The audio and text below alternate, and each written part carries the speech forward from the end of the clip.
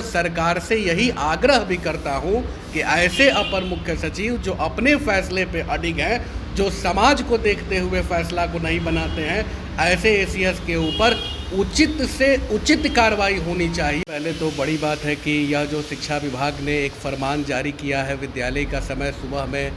6 बजे से लेकर और 1:30 बजे तक संचालित करने के लिए, यह से कहीं से नीतिगत निर्णय उनका नहीं है। मैं तो यही कहना चाहता हूं कि श्रीमान के पाठक जी जो अपर मुख्य सचिव शिक्षा विभाग के हैं, उनके द्वारा जो सरकार ने उनको शिक्षा विभाग के अपर मुख्य सचिव पे काबिज किया है शिक्षकों की नीति और नियम को बनाने के लिए,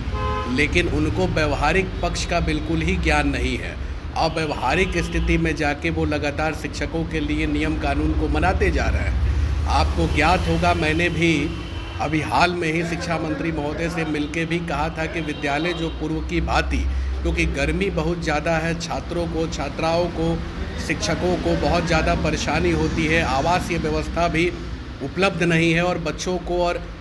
शिक्षकों को और शिक्षिकाओं को काफ़ी दूर दूर से विद्यालय में जाना पड़ता है। इस परिस्थिति में बताइए कि यह कहाँ से नियम संगत है कि सुबह में एकदम 6 बजे के पहले 5:45 में विद्यालय पहुंच जाना है और 1:30 बजे तक बिना खाए पिए आपको विद्यालय में काबिज रहना है। यह कहीं से नीतिगत बात नहीं है।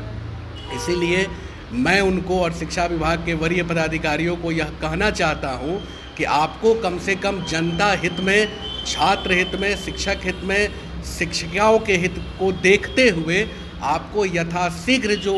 आपके निर्णय जो बनाए गए हैं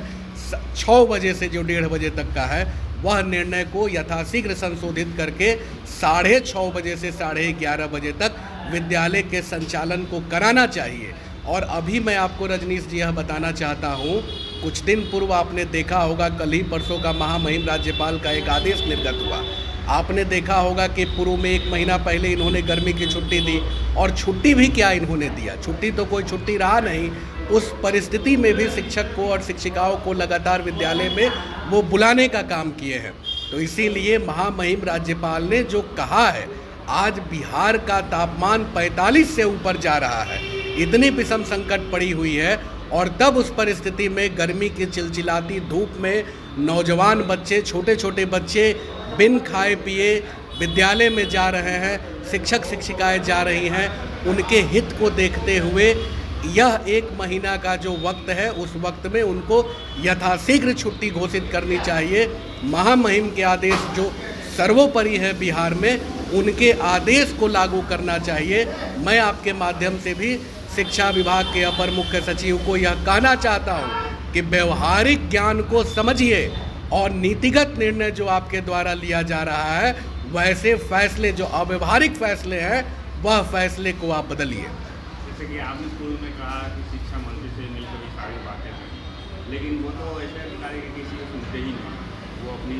मन में करते हैं। वैसे में क्या करना? देखिए, सबसे बड़ी बात हमने आपको यही कहा कि सरकार ने उनको अपर मुख्य सचिव के पद पे बैठाया है। उनको शिक्षकों के और छात्राओं और छात्रों के हित को देखते हुए उनको निर्णय लेना चाहिए। और जब सारे समाज के लोग, जनप्रतिनिधि लोग यह सवाल को उठा रहे हैं कि आपको कम से कम व्यवहारिक पक्ष को देखते हुए यह निर्णय लेना चाहिए, ऐसी परिस्थिति में एसीएस महोदय